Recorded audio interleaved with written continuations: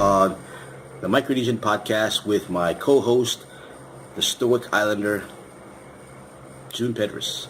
And we're usually on a podcast without videos, but today we thought we'd change it up and come to you with some videos. So we wanted to discuss the video that came out yesterday.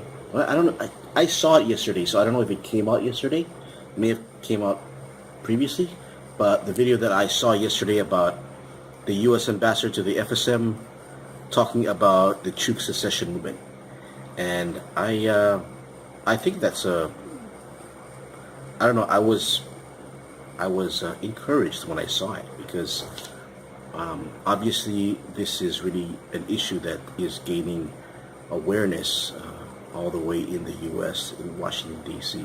Not that it has not been before, but for the U.S. ambassador to make a statement, that's a big thing. What do you think? I think it was interesting for Ambassador Riley to put it out because as he is a official of the United States government, he represents the United States government.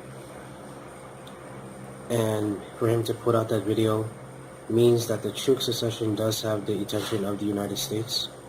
And so it does raise concern with the U.S. presence here in Micronesia. Absolutely. And when I watched the video, Mr. Riley points out that the Compact of Free Association is a unique agreement between the FSM and the U.S. Yeah, I think he said that like 4 times or something like that. Yes.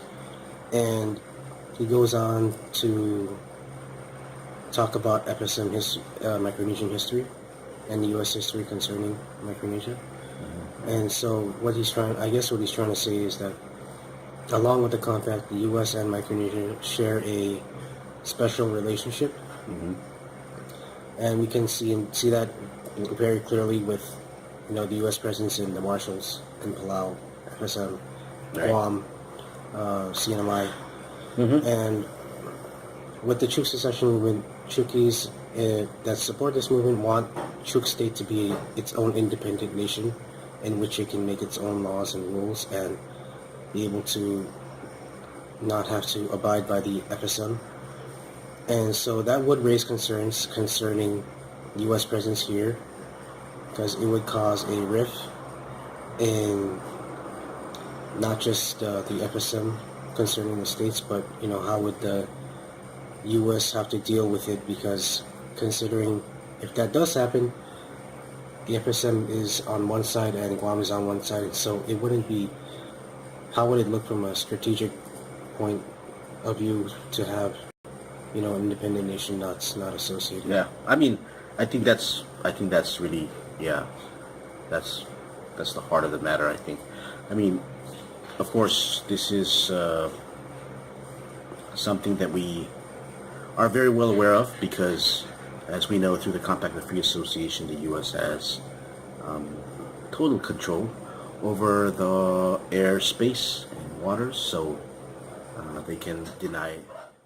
Yeah, of course, everyone knows. I think we all know about that. It's important, but I don't know. I know that when the video came out, that there would have to be a response from the Chuuk Secession movement, right. And it came in the form of Chuuk State Attorney General Sabio Asor, who's also I don't know what position he has in the Political Status Commission, but he's the Attorney General for Chuuk State. So, but did you read his response?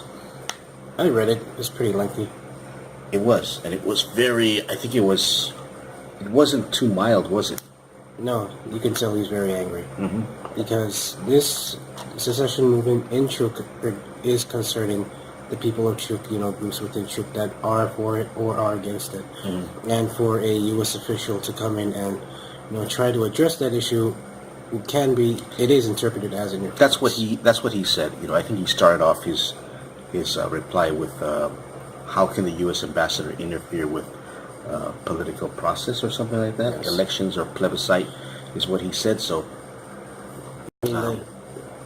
Because since the FSM, because Chuuk is still part of the FSM, this country is founded upon democratic principles that that concern the people of the nation, and for a foreign official to come in and try to pull leverage and try to.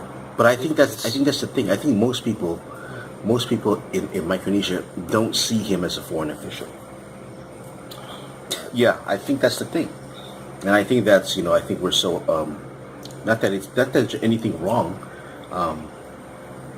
because we do have a compact with the U.S. and I think a lot of people, the way they think about it is, he's not a foreign official. He's part of the compact. He can say what he has to say, and we have to listen to him, or something like that. I think that's what the majority of people believe. What do you think?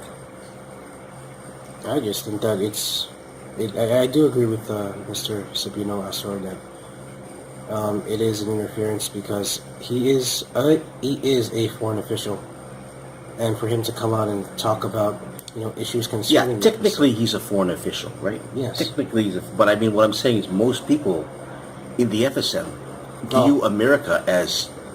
They don't view America as foreigners, right? Oh no, because I mean we're speaking English, so, right? Exactly. and we use the American dollar, and they. Yeah. I do know people who think that we are a part of America, or we are under America. Even though I even know some people who think we should be a commonwealth or a territory, which I think is a very dumb idea. But well, let's not say people are dumb or anything, but. Yeah, everyone has their own opinions. Yes, some people would want us to be. I think I even read an article from someone in Guam who suggested that, and I think it was just a pipe dream, and he wanted to suggest that all the Guam, Saipan, FSM, RMI, and Palau come together and become the 51st state of America. Can you imagine the logistical problems with all that? I don't think there would be. As a state, look at Hawaii. Yeah, and Hawaii is one of the most expensive states to live in.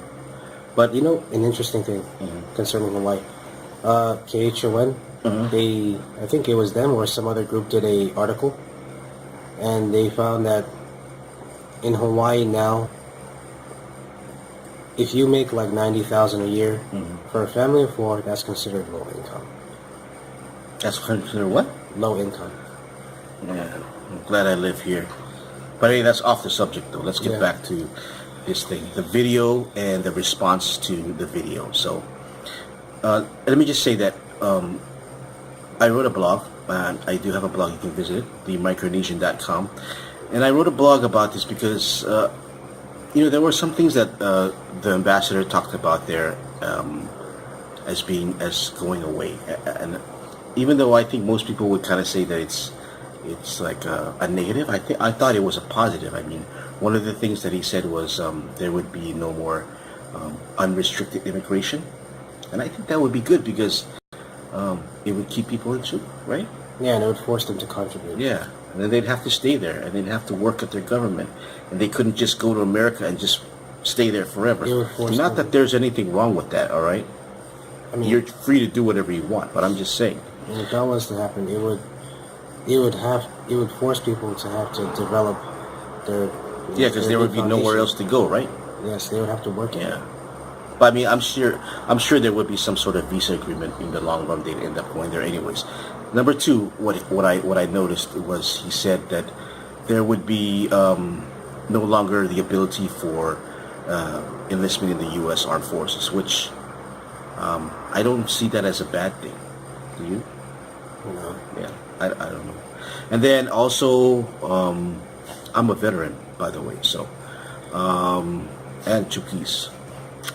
So, what was the other? Oh yeah, he said that there would not be another compact negotiated. But I don't think he said that there would not be any negotiations, period.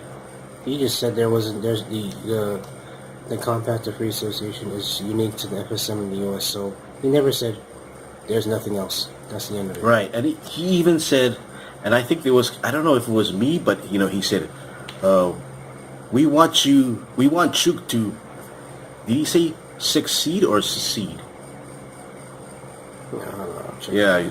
Another interesting thing, because he said it is the right of every single sovereign nation to be able to pursue its own interests. And if this secession does happen, Chuuk has every right to pursue whatever. Yeah, I think the United Nations Charter says that every people has the right to determine their political, economical, whatever, and the FSM and the U.S. are members of the United Nations. Correct. So, but again, I just wanted to bring this up because I thought, it actually is a very important thing, right? When the U.S. ambassador weighs in on something like this. I also think it's a good thing because, as a U.S. official, being able to talk about local matters in the FSM, he's bringing that matter into light, and more people will be able to participate. Yes, now I think people are going to take it a little bit more seriously. I think now there will be more people that will be more interested. It's going to be very interesting now that the U.S. ambassador, and technically the U.S. has gotten involved, which. I don't know if is that correct for the U.S. to be involved in that sort of process? What do you think? I don't know. I'm not a lawyer. I'm not a political expert, or I think they can just offer commentary, but they cannot directly influence. But I mean that obviously, if that's going to influence it somehow, don't you think? Yeah. Yeah. Okay. Well, we'll see. But. I just want to say that my personal opinion is I've said this before, and I'll say it again. I am for whatever is good for the people of Chuuk, because as most of us know, and if you didn't know, in 2018 there are places in Chuuk, in the lagoon, that don't have running water, electricity, roads, let alone internet. That's the status quo, right? So hopefully this will bring out, whatever happens, I hope some sort of change comes out for the benefit of the people of Chuuk. Whether they secede or not, I'm only for the people, and I hope the people will win in the end. How about you? I agree. All right. We'll see you on the next podcast. Are we going to do another video? We'll see how this goes. All right. See you later.